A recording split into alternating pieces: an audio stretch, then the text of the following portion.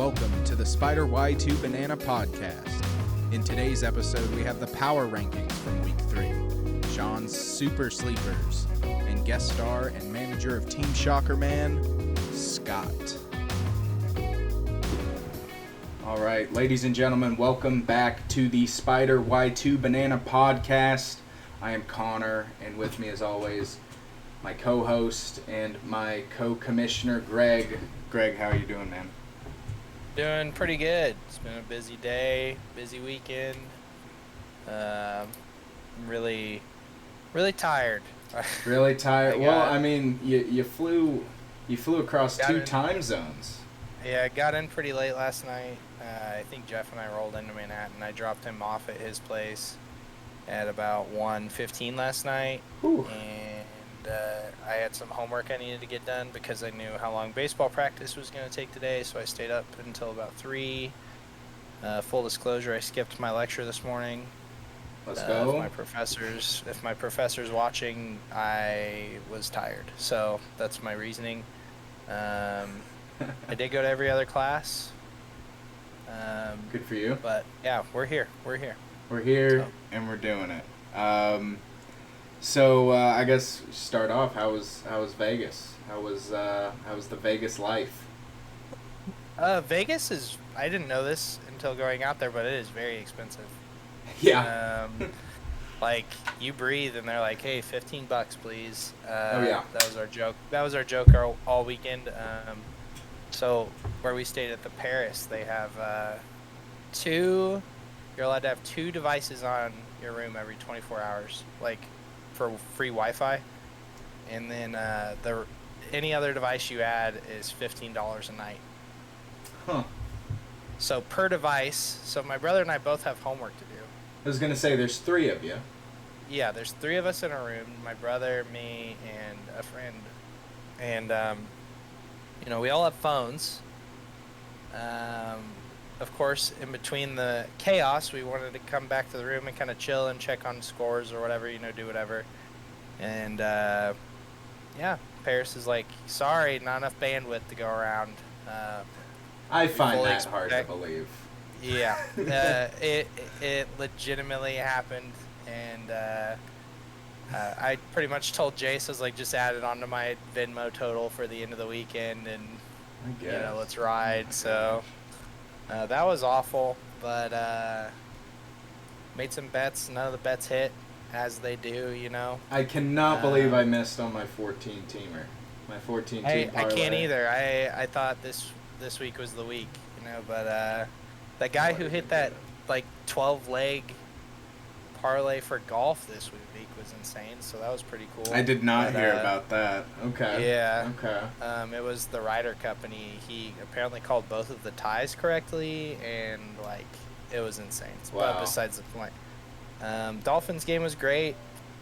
Jacoby Brissett kind of sucks, but hey, he got us into overtime.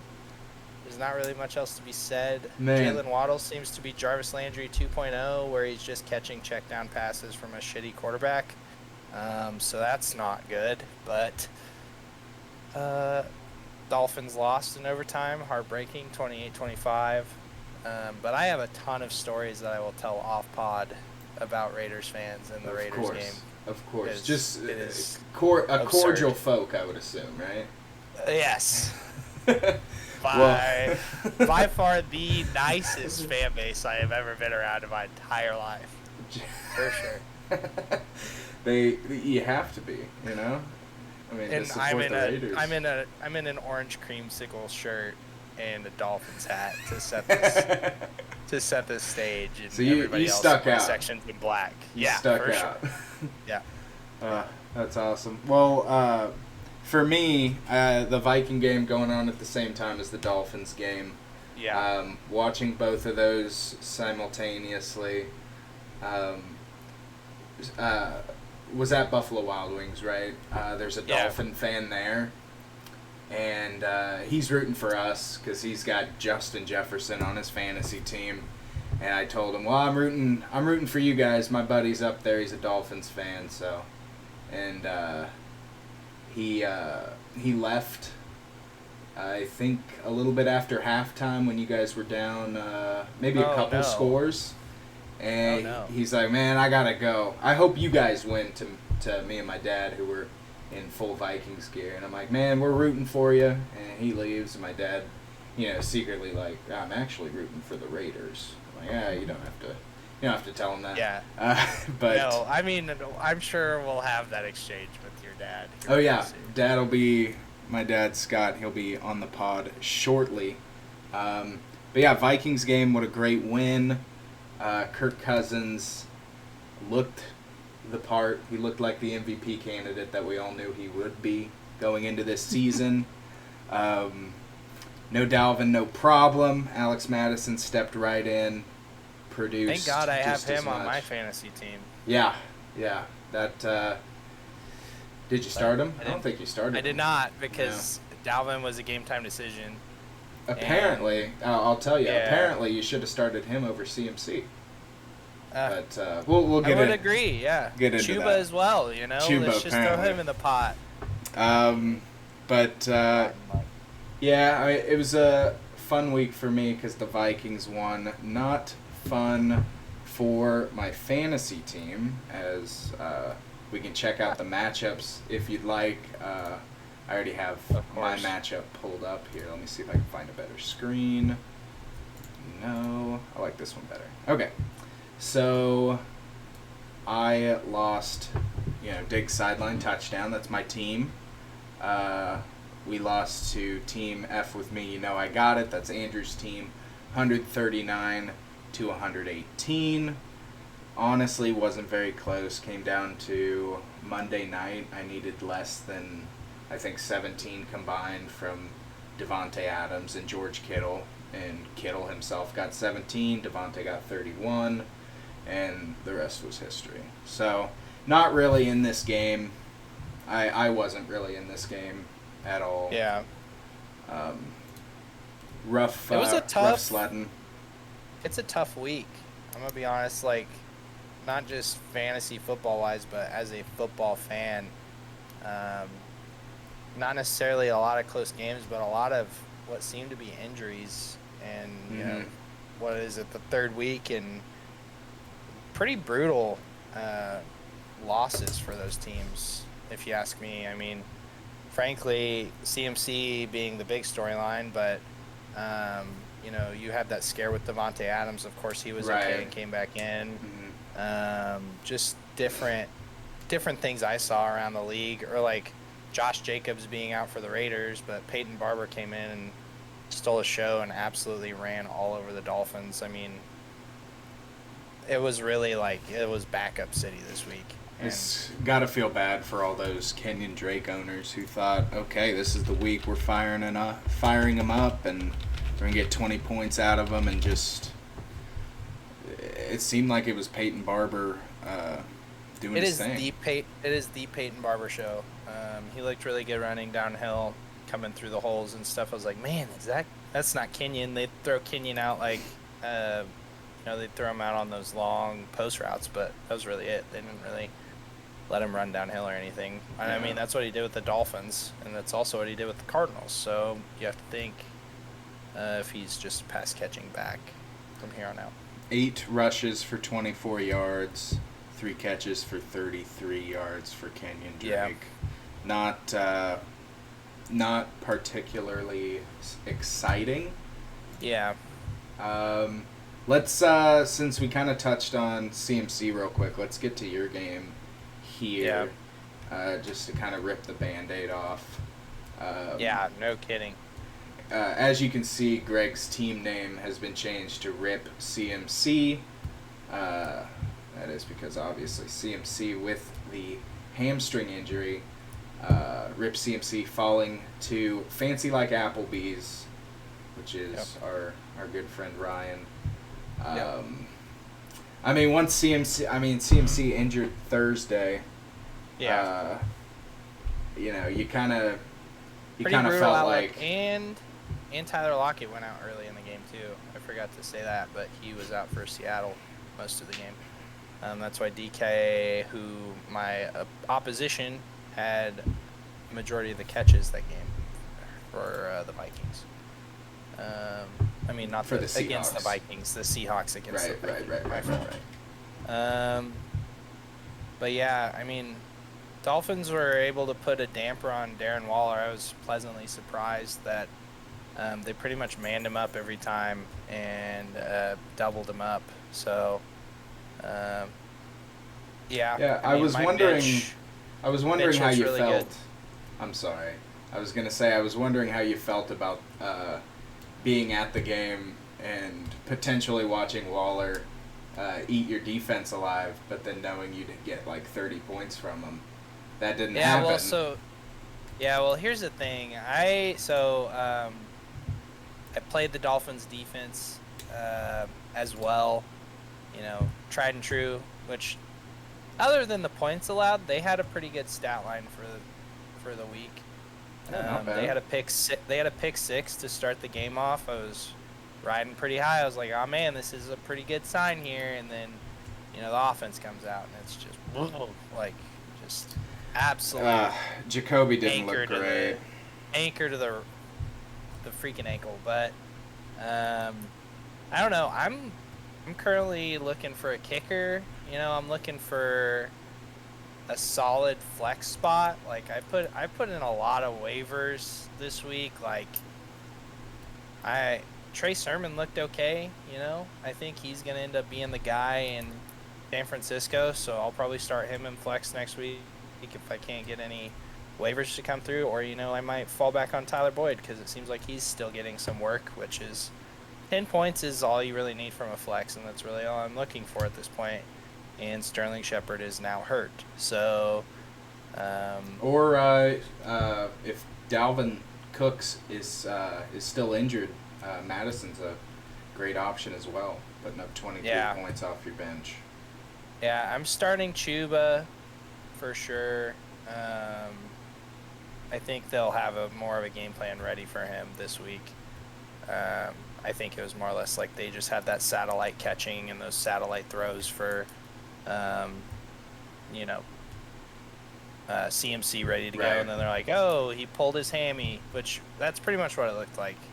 And I feel bad saying that, but I hope it's just they're keeping him out as precaution and it's not anything super serious. Man, hamstring injuries can be scary, man.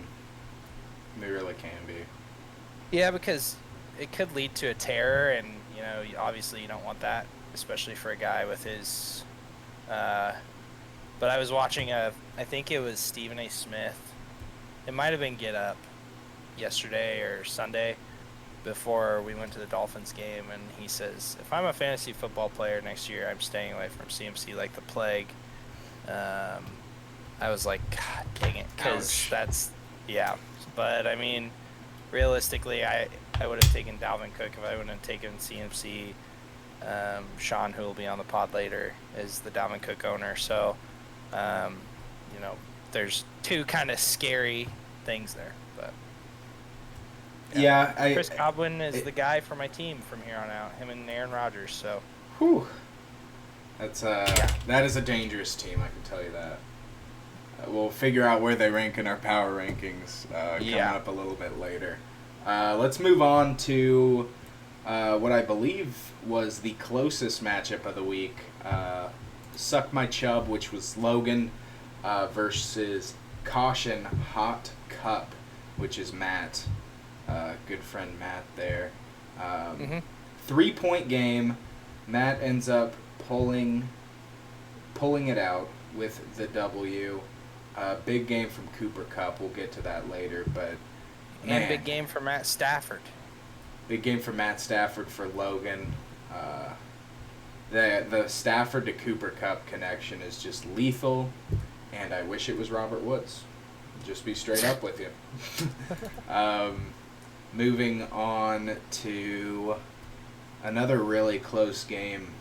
Team Shockerman, which is my dad Scott, who we'll hear from on the podcast shortly, versus Ridley Me This, Didgeridoo Brent, which is Brent. It's his team. First week with a team name for Brent. Didn't end up changing any of his luck, Shockerman wins 120-116 behind some good Cowboys performances, sans Amari Cooper. 22 from Jamar Chase for Brent. And then moving on to Nuke It, which is our buddy James's team, versus Hooked on a Thielen, which is Isaiah's team. Isaiah undefeated going into this matchup, loses his first game. James with 135 points, Isaiah only totaling 107. Big games from Justin Herbert, James Robinson, and Mike Williams for James. Great. It's one undefeated team left, and that's Power Cat Ryan, which beat you to remain undefeated. And then a battle of the defeateds down here. This is our last game that we will look at today. Team Goldie Wang, which is Alex, versus Beefy 5-Layer, which is Sean. Alex coming away with a 12-point victory behind 45 from Josh Allen, 26 from Justin Jefferson. I mean, even with -2 from his defense, that didn't even matter. And then Sean with, guys like DJ Moore, Keenan Allen, Gibson, putting up solid games, but no big breakouts like Alex had. That was part of the key to the victory there for Alex. So that's our matchups for this week. I think I'm just going to flash the standings here real quick before we move to our power rankings. So in the North Division, we should really rename these divisions. I'm thinking about that just right now. But that's another time, right? Power Cat Ryan in first place in the North Division.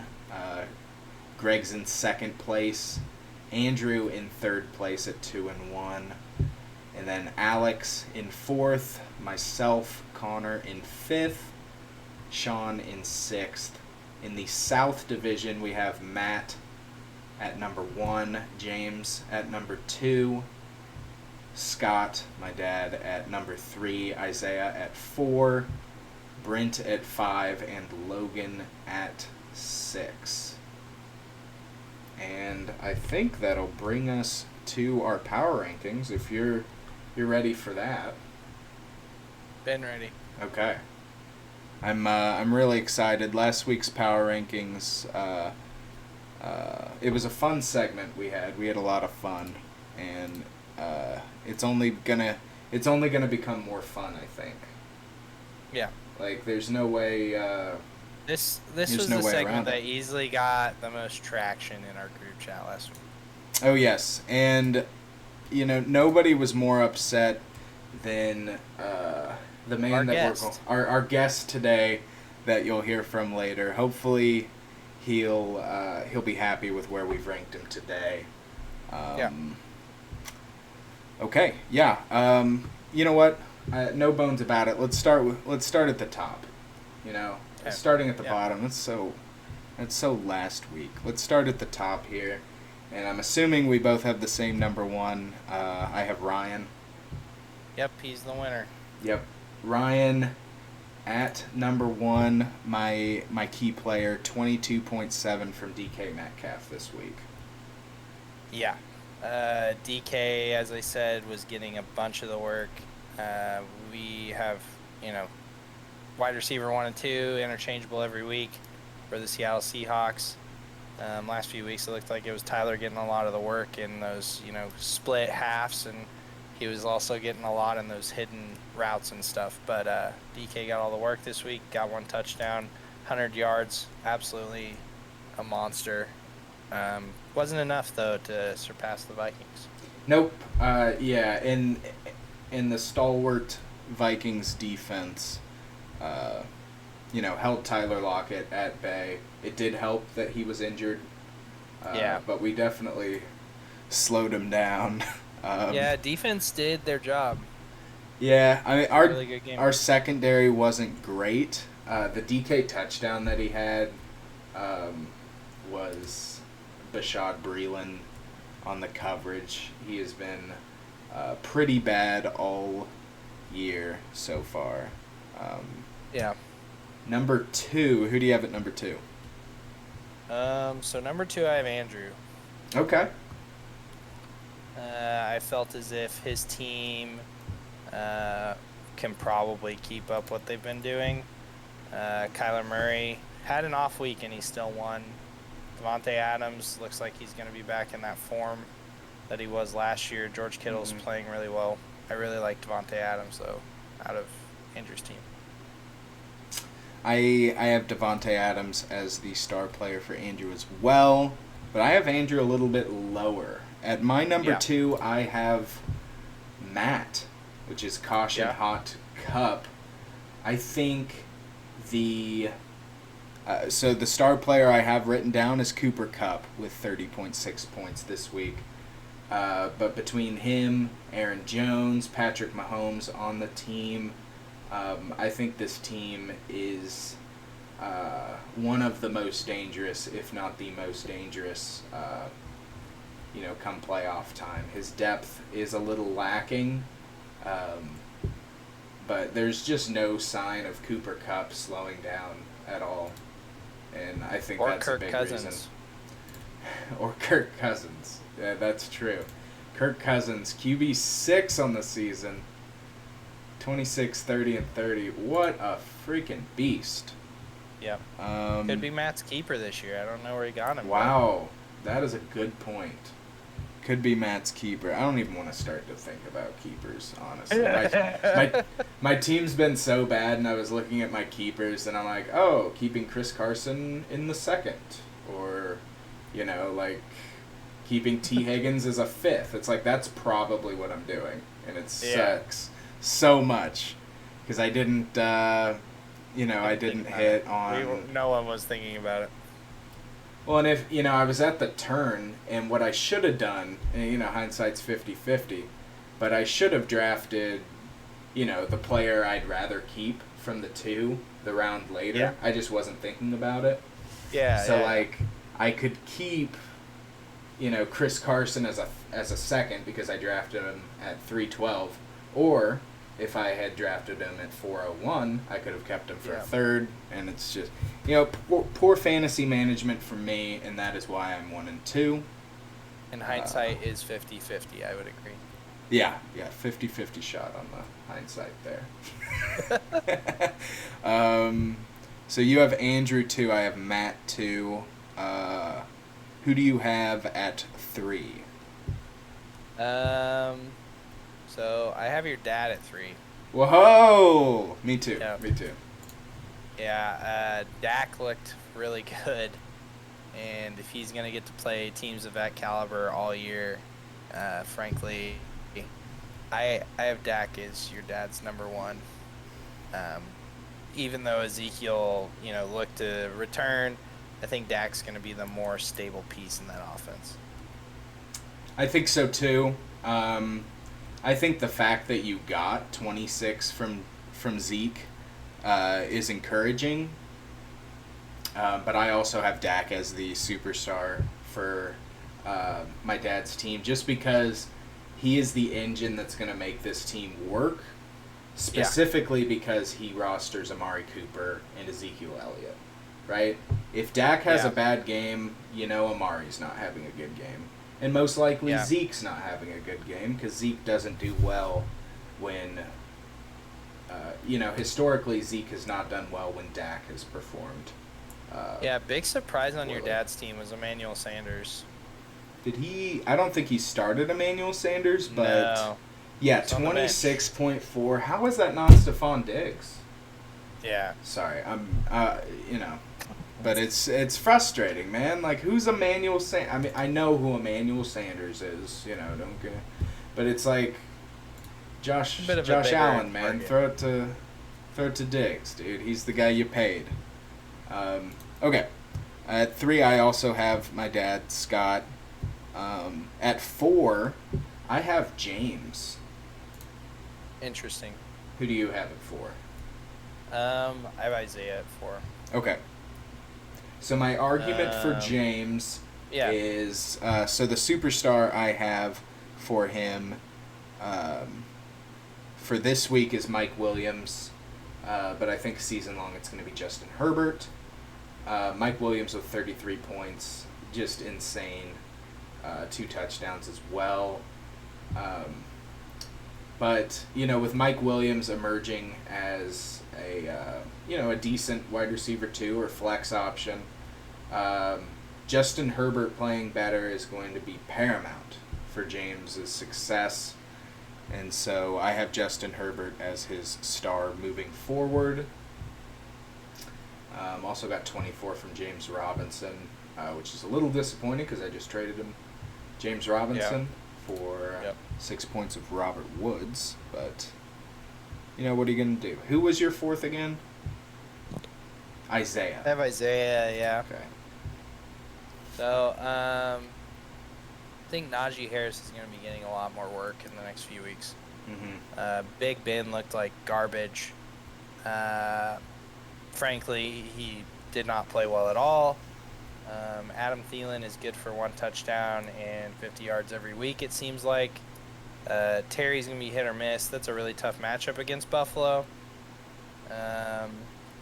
And frankly, Isaiah could have won if he didn't play Daniel Jones. That was a risky Jameis over play. Daniel Jones. Oh, what do you mean? Yeah. Taylor Heineke over Daniel. He's rostering 4 Joe Burrow. quarterbacks? Yes, he has 4 quarterbacks. So, here's the thing. I don't know why he's rostering 4 quarterbacks. I just noticed this within, the last day of looking at rosters. So, yeah. I think he's just, matchup. I don't know. But, to me, for Isaiah, I think that Jonathan Taylor is going to be more of a threat the next few weeks. You'd hope so. And I think, like I said, I think Najee's good for 30 a game the rest of the year. The Steelers have no reason to throw the ball. Well, and no reason to throw the ball to anybody but Najee, apparently. 19 targets for Najee Harris. Yeah. Which is just absurd. 100 yards receiving for a running back. That is insane. 14 carries for 40 yards. He's not even doing it on the ground. These last 3 weeks have not been productive on the ground. It's just he's getting the passing work, which, I'll be honest, I didn't see that coming out of college. I did not think he'd be getting this much of the passing work. Every time Ben Worthlessberger threw to other people other than Najee Harris, it seemed like they dropped the ball. Okay. Or he was, not putting it in their hands.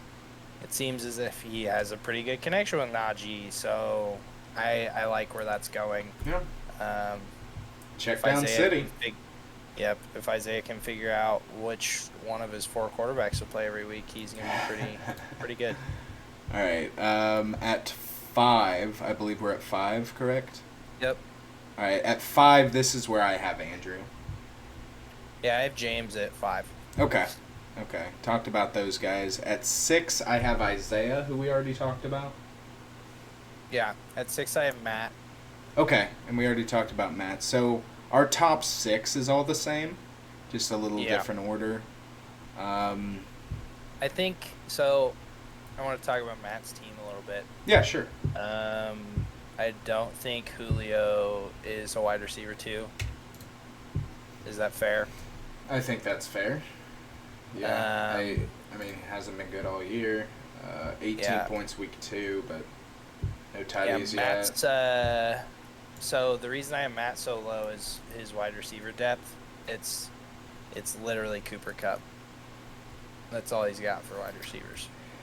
Does Cordero Patterson has wide receiver eligibility. Let's go. Yep. So Cordero Patterson is his only wide receiver depth. Yep. and then Jarvis Landry when he comes back. But yeah, okay, I can see the I can see why you're nervous about Matt's team. Yeah. And it is a valid concern. And you're not going to get 16 points from Justin Tucker every week, right? Correct. Yeah. And the longest field goal in NFL history. Which is crazy because I think Matt Prater lined up for like an even longer one, and that was the one the Jags took back for a touchdown.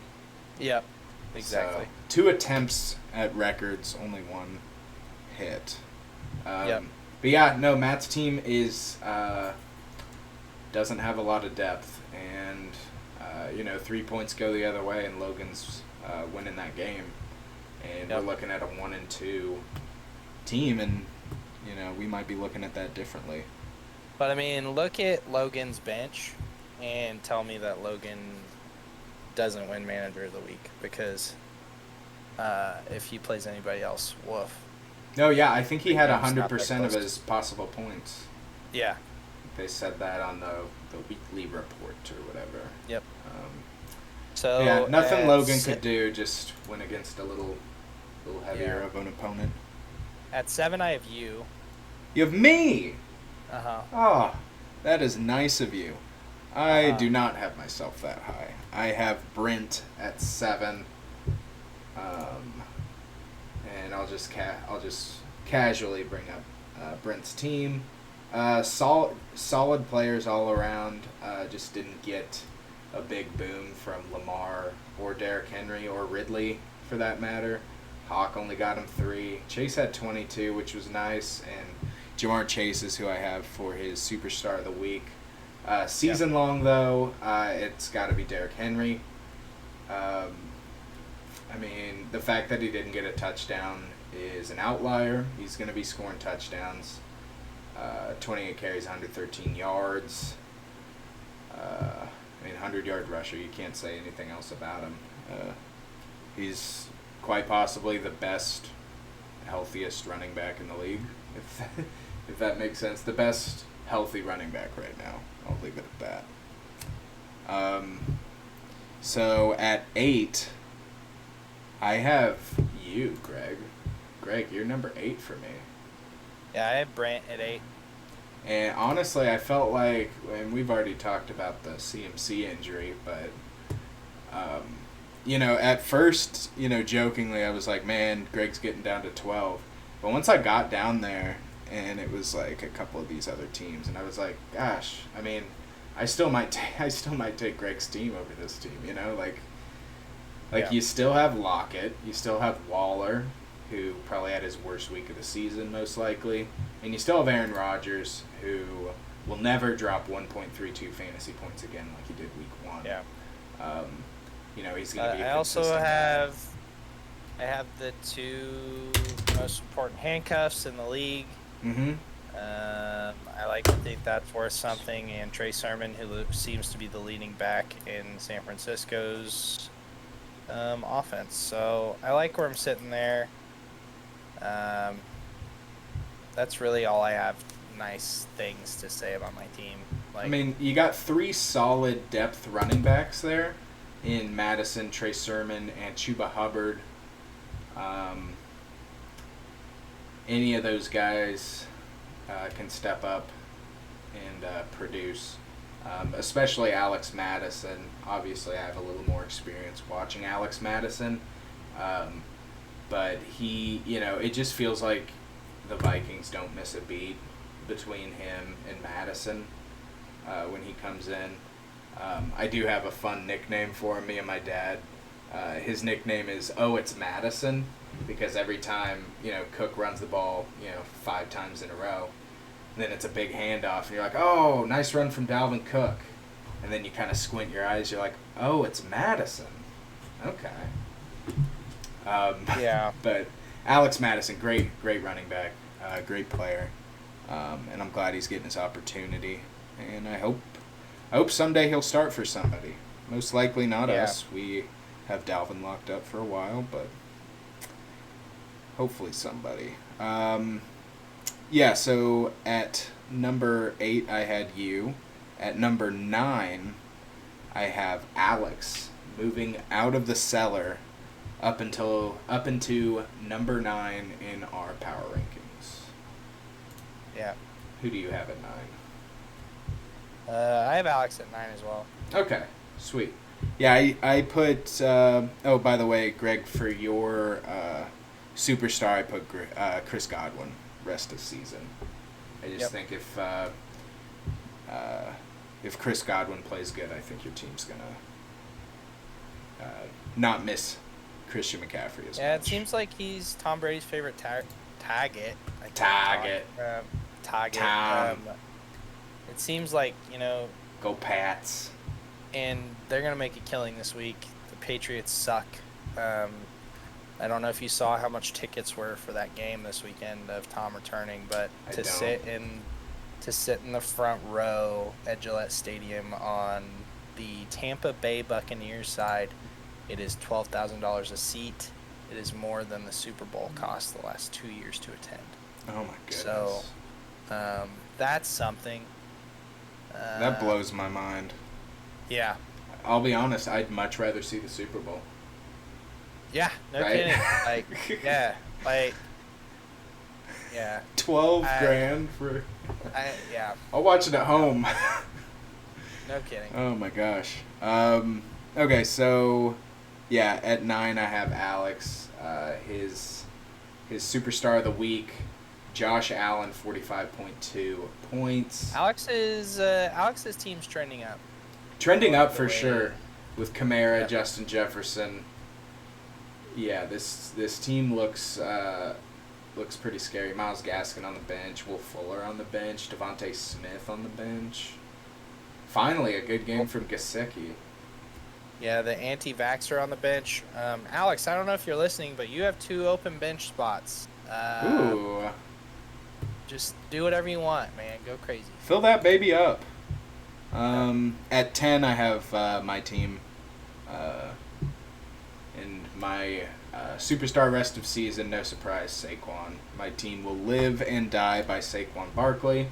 If Saquon, and you're laughing because you've put your soul into Saquon as well. Seems like that'll be the case every year for one of us two. Yeah, you're talking to us two, the only Saquon owners for the past 3 years in this league. So, big Saquon guys over here. Talk about staying away from somebody like the plague. Oh, God. Who do you have at 10? I have Sean at 10. Okay. As James said in the chat earlier today, Sean is the best 0-3 team in all of fantasy football, and I truly believe that. This team's solid, man. Like it's just solid. I have Sean's player to watch as Antonio Gibson. For this week, it was Swift, the highest scorer. That wasn't a quarterback, but Gibson is going to be very important for him rest of season, considering... Oh, whoops. Nope, scratch that. It's Dalvin Cook. Sorry about that. If Dalvin Cook can stay healthy, he's, he has a chance to pick it back up. But, I don't know. I think he needs a splash trade or something. What do you think? Yeah, Sean needs a splash trade? That's what I'm thinking. Yeah, Something's got to change. He's got to change that mojo. Sean's always got something up on the block, so... He has something cooking, I'm sure. Yeah. So, next... Okay. 11. Logan? You have Logan at 11. I have Sean at 11. And we can touch on Logan here real quick. Logan's team isn't that bad. It's just the depth looks weird. Robbie Anderson is a certified bust at this point. I mean, there's no way around it. I think he needs to find someone other than Kyle Pitts. Yeah, Kyle Pitts is rough. He's got Pollard on the bench. Debo was a nice hit. Marvin Jones was a nice hit. But, these nice hits, you want to have the big hits. And Chubb hasn't produced to where some of those other top running backs have. He is RB11 in PPR. Eckler has been steady, RB5 in PPR. So he's got solid guys. CD, not a bad player, but a lot of this depth is just really, it's just not there.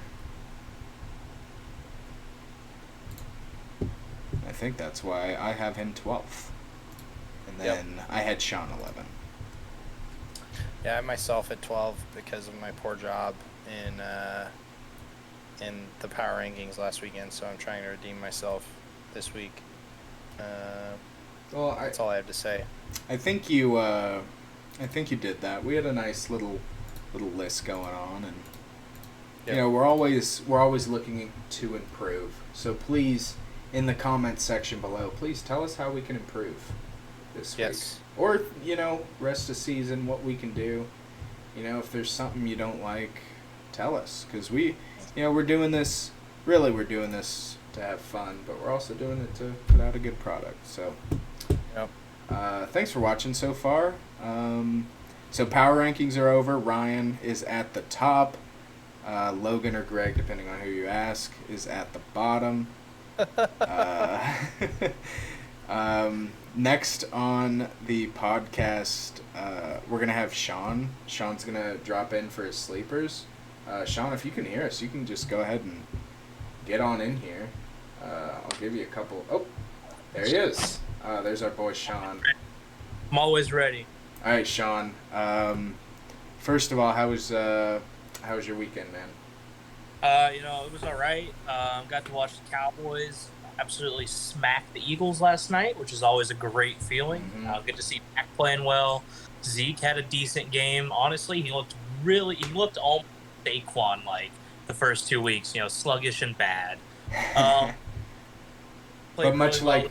I was going to say, much like Saquon, turned it up in week 3. Yeah, no kidding. So decently happy with that, to be honest. Rough fantasy week again from I've looked at. You are right, though. Sean is always cooking up something. He's always cooking up something. It very well may go through before the end of this year podcast, to be honest with you. Whoa. It is hot on the block. Now, I don't want to give any spoilers, but he wouldn't hear this till after. But I am working a trade currently to offload Gibson and Keenan Allen. Wow. For Kareem Hunt, Odell, and Josh Jacobs. Oh, jeez. It's a bit of a wild one, but Kareem Hunt is playing very, very well, and I don't really have much other reason other than that, to be honest with you. I don't know. I just need to somewhere. But think long and hard about that one. Yeah, I don't know about Odell. I'd like to get somebody better. Yeah, I should probably need to pull that off the block real quick, just so he doesn't snap accept. Because you're right, I'm getting a little nervous as soon as. You crazy, man. We'll talk. Cooking stuff for Kareem. Anyway. Yeah. Yeah, it's rough. I got a lot of points against. I got like 465 against me. I think in terms of points for, I'm like 7th or 8th or something. So I'm doing okay. We'll be fine. Regression to the mean eventually. I'll hit a few wins in a row. We'll be all good. Do you want me to jump straight into it, or? Dude, jump right into it. So give us your sleepers. Had a couple of not so great calls last week. Did hit pretty good on one. I was right about Cordero Patterson. I just want to say that. I said his week 2 was not a fluke. I believe he proved that. I don't have his stats here in front of me to confirm, but he played well last week, and the Falcons are bad. So Falcons are pretty bad. Sleeper's a little weird this week, all right? As the season continues to progress, the running backs will thin themselves out. The waiver wire is very thin. Really, the only player worth maybe picking up is Royce Freeman. Greg has Chuba, who will be the de facto number 1 for the Panthers. Got a little bit of advice on this one. I won't say from who, but I don't know. I don't think that Chuba can carry the volume that CMC had. I think that somebody's going to get running back 2 touches. I think if it's anybody, it's Royce Freeman. I'm not saying he's worth picking up. There's just nobody really worth picking up as a running back on the waiver wire that I can see. So you're saying he's not a start, but he's maybe a stash and wait and see type of guy? Yeah, I think he's viable to have on your bench for a few weeks if you have to. I think McCaffrey's probably only going to be out. I don't know. I would say 2-3 weeks is probably going to be about right because they're not going to rush him back, especially not after last season. But I'm going to go ahead and move on from Royce Freeman here pretty quick. I'm going to jump to receivers. Coming fresh off the IR for the Washington football team is Curtis Samuel. Hasn't played yet this season. I think he's wide receiver 2 there when healthy. McLaurin is playing decently well, and I definitely think this week's matchup, McLaurin's going to draw Tre'Davious White, so I think that hopefully opens up some nice little pockets for Curtis Samuel. Don't have a whole lot of stats on him yet, obviously, because he hasn't played yet this year, so that's definitely a big gamble. Number 2 receivers, Tim Patrick. I've been on Tim Patrick this season just because I don't know much about him. Obviously, Jerry Jeudy's hurt. Cortland Sutton's played decently well, other than this past Sunday. But Tim Patrick, I don't think he's had less than 12.5 or 6 points or so yet this season. So at the end of the day, if you just need to throw someone in at your flex because you have somebody hurt, bye weeks will start up here in 3 or 4 weeks. You're going to need somebody to throw in there, and I think if he can stay consistent, Tim Patrick is worth a stash on the bench if you don't have a better receiver. Potentially even startable. Really, in a pinch. I mean, if you're averaging 12-point-something points a game, not everybody is. So, I'm going to jump over to tight ends. Got a couple of guys right here. Dawson Knox is playing decently well. He's got touchdowns in back-to-back weeks. His week 1 was rough, but not a whole lot of targets, not a whole lot of catches. But if you're a red zone target, you're a red zone target. I don't know if they just don't have any confidence in their running game or if Josh Allen just likes throwing to him when he doesn't see anybody else. He's played decently well. And then a very good game last week from Tyler Conklin. The Vikings. Oh, hold on. You pronounced that wrong. It's Tyler Gronklin. Oh, is it? I apologize. I can't give him too much credit. But Tyler Conklin, he had 7 catches on 8 targets for about 70 yards and a touchdown. Anytime you're going to get that from a tight end, it's a decent play. I'm not saying you want to have to, but there's a couple of guys there that are worth grabbing if you have a tight end not getting in the end zone. I would say he's a good replacement for Mike Gesicki, but Gesicki had a good week this past week. He did. A good for somebody like that or somebody else who hasn't been playing well. And then, this is an unpopular opinion, but Greg said he's looking for a kicker, and I was going to leave this out. Greg, kicker number 6 is on the board, on the waiver wire right now. Wow. It's the clutchest kicker in the league. It's Greg Joseph of the Minnesota Vikings. He gets technically kicker 6. I'm just going to throw that out there. That's about it for now. So if I had to say my super sleeper of the week, it's going to be Tim Patrick, playing very well. He played better than Sutton last week, better than Noah Fant. Both of them were duds for me on my own team, so it pains me to say it. But out of any of those, if you're going to grab one, go grab Tim Patrick. So. Well, I really like the Tim Patrick stuff, and I didn't realize he's been a consistent guy. Sean, you know what I really like about this week's segment? What's that? None of the players I put in for the waiver wire are on your segment, so I really like that. Maybe I'll have some super sleepers of my own. Whoa! Oh, let me know. Hey, drop them here. Greg, this pod doesn't drop until the morning, and waivers already clear, so you might as well tell us. There's competition here. Greg, I'm not. And who has a higher waiver order than me? Both not of you. Me. I'm waiver 11. Are you 12? I pledge. I'm above you. That's surprising. I do 5, hereby I think. pledge 7. not. But you can't say that and then not say any of them. Just say one. No, he doesn't. No, Greg, save it, man. No, come on. That's boring. There's something to be said about. Let's put it this way: if they go through, I'm dropping Zach Pascal and Darnell Mooney. They'll be there next week. Oh, Okay. I don't blame you for the drop, For the same reason that Allen Robinson has dang near zero value these days. Dreadful quarterback play out of Chicago. You might as well just drop Allen Robinson at this point. Not sure who owns him. Yeah, I don't either. I don't think that's a good idea to drop him, though. He's a good player. But having said that, I think it's time to move on. Don't you guys? Yes, sir. Let's stop talking about Allen Robinson. Well, hey, Sean. Is Allen Robinson the wiener of the week? Oh, jeez. No. But, gosh, is the wiener of the week a good thing or a bad thing? Probably a bad thing, if I had to guess. Then it could be Allen Robinson. I think it's Allen Robinson.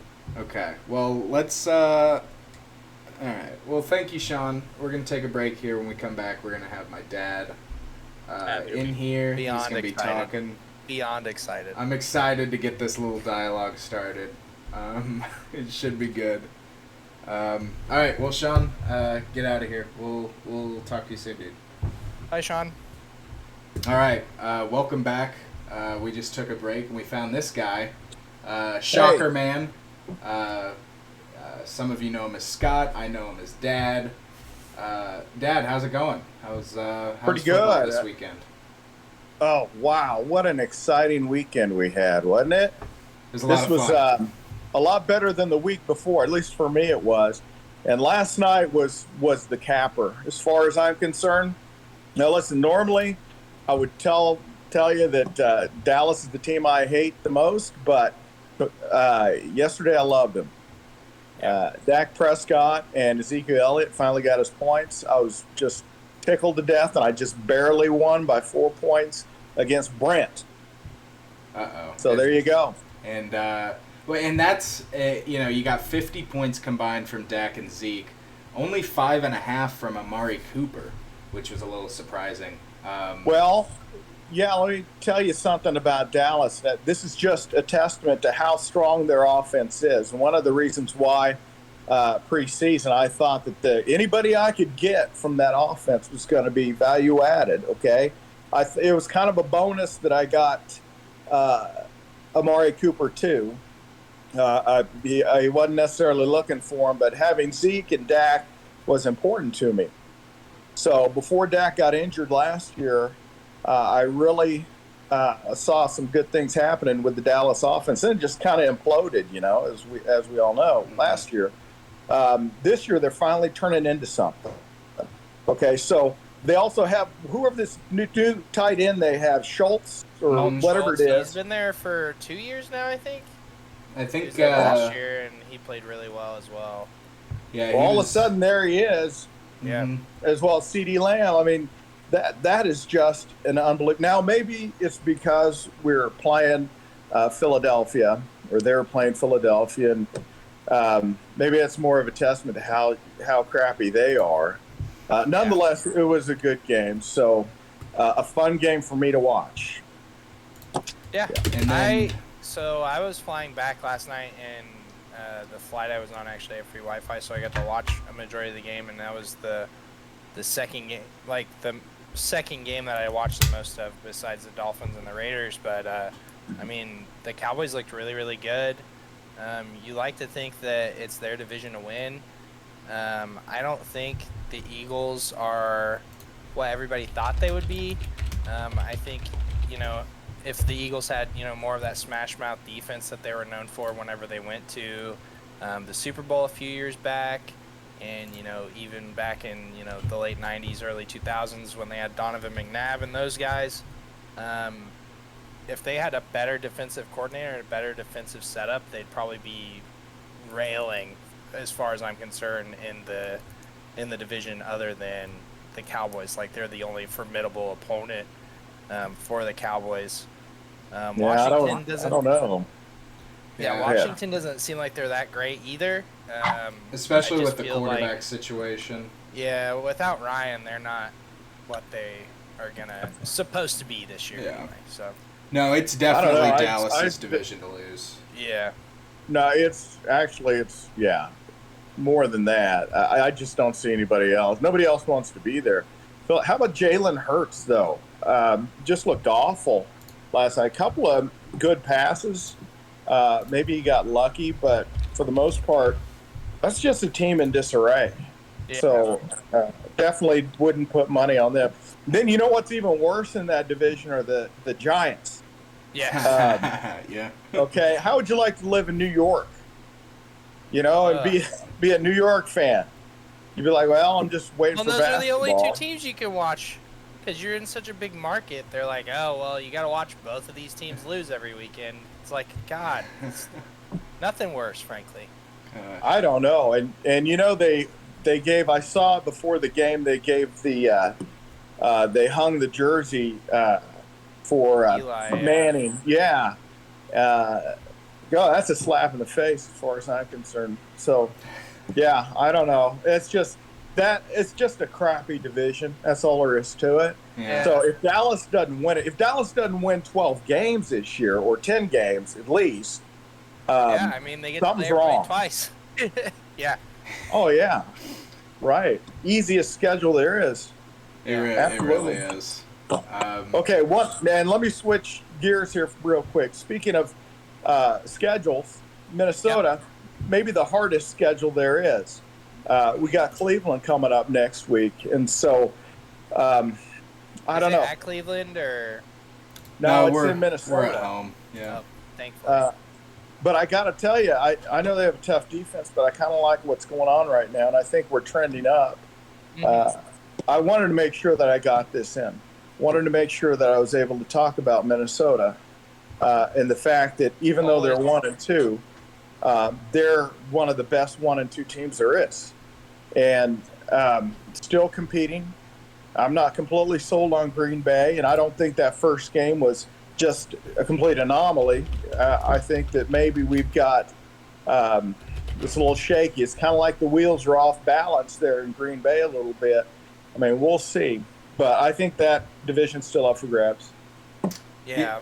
And I really think, best case scenario, we were talking about this, Dad. We were talking this schedule's going to be hard. And we were going to be lucky to come out of this first 3 games 2-1.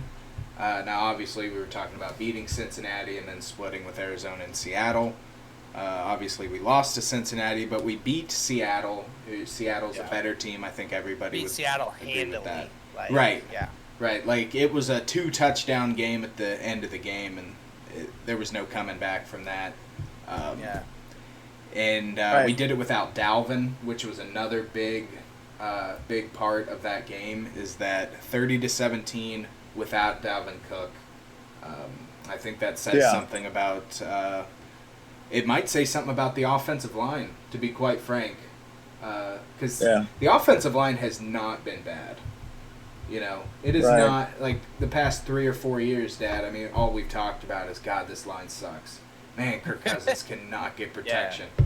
And then it's like these last 2 games, it's like, oh, Kirk Cousins isn't taking sacks. Well, shoot, Kirk Cousins is an MVP candidate, Yeah, you're seeing Kirk Cousins with all the time in the world. Mm-hmm. Like, he's able to look at the entire field, and if he hasn't had to roll out, frankly, he's been in the pocket. The last few years, he's just been throwing up balls because, frankly, he's not looking downfield when he makes the throw because he's rushing to get out of the pocket. Mm-hmm. So, frankly, I think that's a really, really good look for you guys. I don't know. I think Green Bay, I want to say they're legit, but, I mean, obviously they haven't played a decent defense yet. You like to think that San Francisco was a good defense. But frankly, that was Green Bay. I thought they were going to lose the game, but Aaron Rodgers is such an X factor; he can turn around in 30 seconds. So, it was a pretty crazy finish. Aaron Rodgers. Yeah. They just gave him too much time. Yeah. Well, and that's what's hilarious is you can go back to his playoff appearances. A few teams that thought they've had it in the bag against the Packers, and he just is able to do it less than a minute drive, and they're in field goal range, and then bang, they win the game. So, um, Their Green coach, Bay. their coach is just so much better. Matt LaFleur is so much better than Mike McCarthy ever was yeah, and ever will be. And I think it's evidence. Dallas is playing so well offensively under Mike McCarthy, but I think the defense has lacked, and I think maybe the decision making, especially for Green Bay under McCarthy, was suspect. And and they went through 2 or 3 different defensive coordinators while Mike McCarthy was there. They just couldn't get one nailed down. And that, to me, that really hurts a team because you're like, oh, well, we like what this guy, like I look at it as K-State last year, we had a Kleiman's defensive coordinator that he brought in, and he ended up leaving for a better job. But this year, the defensive scheme's almost worked better than it has the last 2 years when he had his own guy. So I truly think coaches can make a difference. Oh, yeah. Especially in professional sports where people say they don't matter, that players coach themselves. Frankly, you're in charge of 50 grown men, and they're going out every week to compete and win. And that's why, this week when KC went out with and Andy Reid got hurt or whatever, whenever he went out with illness, that was evident in the game. He wasn't there to make those play calls or to override the OC or the DC, and frankly, that was evident in the end of the game. So, look back to, was it the Saints last week when all their coaches, 7 of their coaches had COVID, right? Yeah. Or were out on COVID protocol. You remember how bad the Saints were last week, right? Yeah. And I just vaguely remember the game. I just remember pundits were blaming it on the fact that those coaches weren't there for in-game adjustments to run and tell the coach, hey, this is happening, you need to do this or that, or whatever it may be. Those coaches are super important on the sidelines game day. So yeah. Oh yeah, for sure. And I think as far as the Packers go, losing to the Saints 38-3, and then the week after, the Saints losing to the Panthers 26-7. You started to think, oh wow, Green Bay sucks. You're like, oh my gosh, they're just a bad team. But then you hear about the Saints with their coach issues, and then the Saints come back, beat Pats 28-13.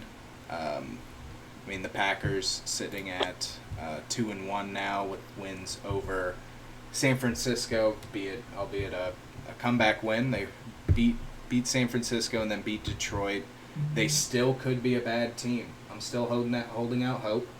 Have you looked at the Packers schedule? They play all the same teams we do. Okay.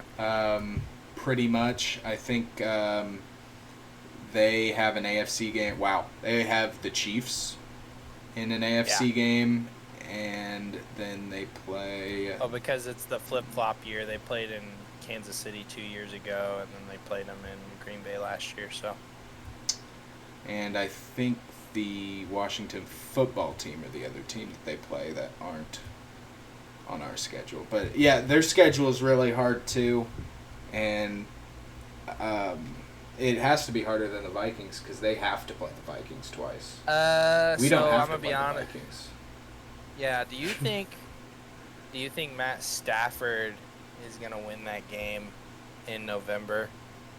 In Green Bay, I think that's going to... obviously, Matt Stafford's played in Green Bay in the cold before. That's not a foreign environment to him. With those weapons, I honestly think Matt Stafford is an MVP candidate right now. The way he's played, and his team is phenomenal. I have a really good friend who's a roommate, and Caleb Kyle. He's from Mulvane, and he's a Rams fan. And he's like, this team's better than the Goff team that went to the Super Bowl. Oh, he's yeah.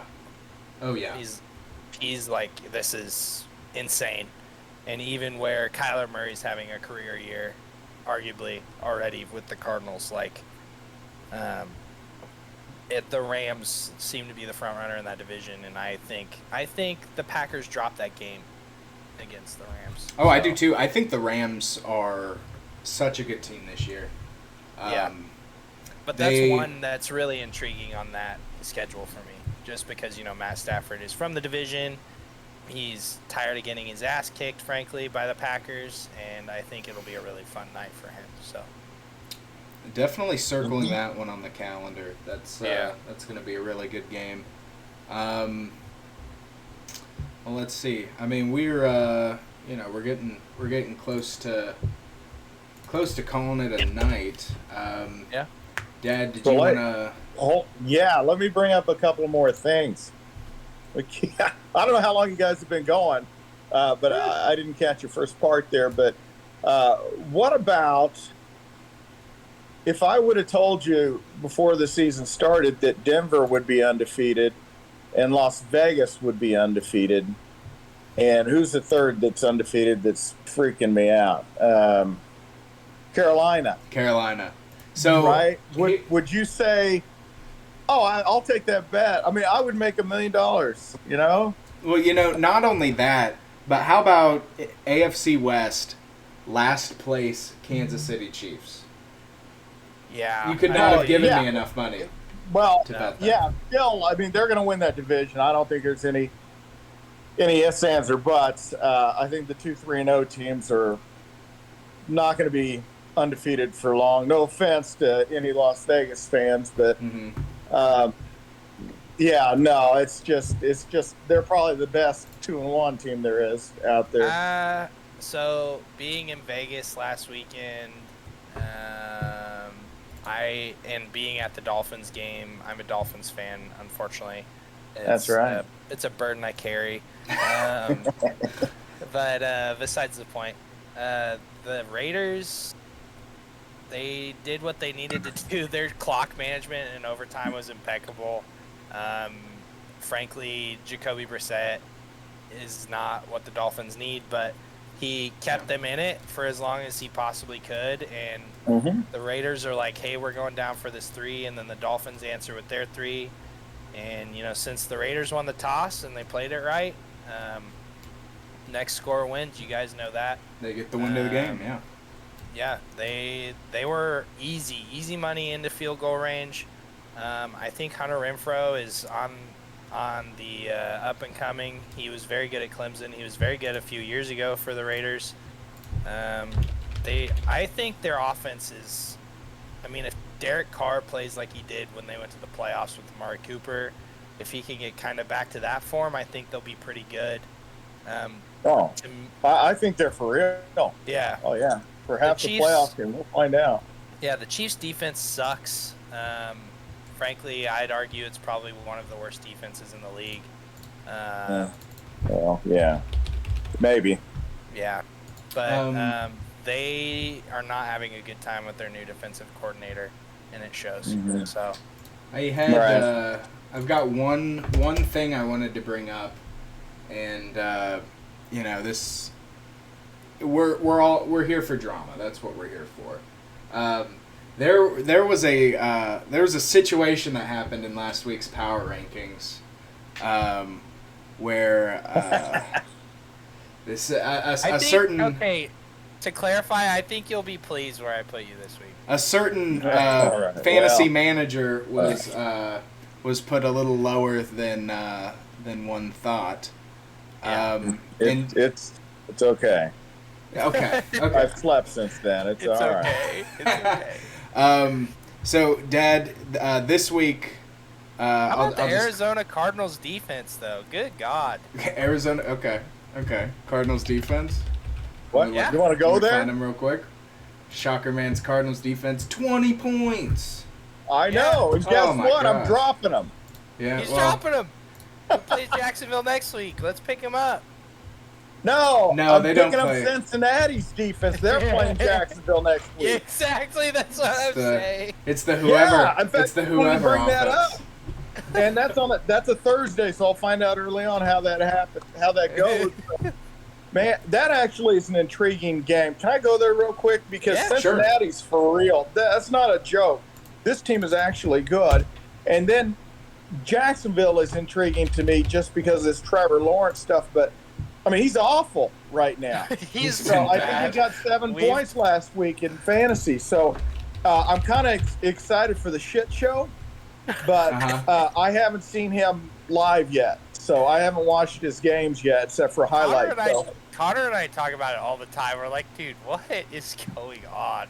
You have arguably like a generational talent in quarterback, and I mean, arguably the biggest prospect ever to play at quarterback, at least in the last 10 years. And since Luck, maybe it's bad. It is so bad. And it's got to be Urban Meyer, right? Like it can't be Trevor Lawrence. No, he's too good. So this is where I'm at. I think Urban Meyer is the new Adam Gase. Oh, ouch. Yeah, I can definitely see it. Should have stayed in college ball. Obviously, he was turned away from college ball because of some unnamed expletives that may or may not have happened at Ohio State. But move past. Frankly, yeah, we're moving past that. I don't think Urban Meyer. I don't know how. It's a 5-year rebuild. Yeah, 5 years. I suppose. That's his contract's for 4. It's I don't know. That last one. Yeah, that's what I'm saying. When you get a quarterback like Trevor Lawrence, it should be a quick, 2-year rebuild, and then you're signing as many guys as you can out of free agency to build around him while he's on his rookie Think of deal. Trevor Lawrence in either San Francisco's offense or Chicago's offense. Oh, in San Francisco, he'd be awesome. Under Kyle Shanahan, no question. Yeah. Chicago, Let me I ask don't know you, about Chicago. I need to ask a legitimate question to you guys because I don't know for sure. I'm looking at the lineup here for Jacksonville. Who is Trevor Lawrence's mentor? Who is the elder quarterback that's helping him to grow and learn the system besides a quarterback coach? You don't like C.J. Beathard for that role? I don't know who C.J. Beathard is. Gardner Minshew. They just traded Gardner Minshew, didn't they? Did they? Yeah. Didn't they? He's gone. He's gone. I was going to say I don't Philly, know who's right? there then. I mean, yeah, Gardner's a backup to Jalen Hurts in Philly. Yeah. He's now mentoring Jalen Hurts. well, how's that going for him? That's another small shit show. Well, I mean, that may be. It kind of seems like basic logic. Got to get somebody that knows what they're doing to help somebody that has yet to know what they're doing. True. Right? It's true. I mean, come in when the guy's not having. I mean, just throw him out there. How many quarterbacks have we seen over the years where they get chewed up? Andrew Luck would have lasted longer if he didn't get put into the situation that he did. Well, that's kind of what the Dolphins were trying to do with Tua this year. They were literally putting Jacoby Brissett in for like QB sneaks. That was it. Right. Well, who are the two best quarterback? The GOAT, right? I mean, who did he play behind, right? And then that person got injured and he took over forever, right? It's Drew Bledsoe. And then the same with Brett Favre and Aaron Rodgers, right? So that's how you breed a really good quarterback is by bringing him on slow. I just don't get it. Don't get it. Pat Mahomes played behind, Alex Smith, yeah. Alex Smith. So. And then, Alex Smith. Another and one. You cannot have Alex Smith. Maybe his numbers didn't show it, but man, that guy's a hero to me. Oh yeah. Coming back from that horrific leg, whatever. Yeah. With the green stick break that he had is just awful. Yeah, just the fact that he suited up for another football game is just insane to me after that horrible leg injury. Right. So what a good mentor right there for Patrick Mahomes. And that would be nice to have for some of these rookie quarterbacks. If you are Jacksonville, who are you gonna try to bring in for that role? Anybody, whoever's sitting on a bench that's third string that's 40 years old. I don't know. I don't have one off the top of my head, but like a Matt Moore. Yeah. Just somebody who's been like a career backup almost. Yeah. Yeah. Maybe Jimmy G once Trey Lance takes over and nobody wants Jimmy G. Garoppolo. Yeah. Or, No, yeah, I agree 100% with that. If he's off of the 49ers after this year, I don't know how much time is left on his contract or whatever, but yeah, bring him on down to Jacksonville.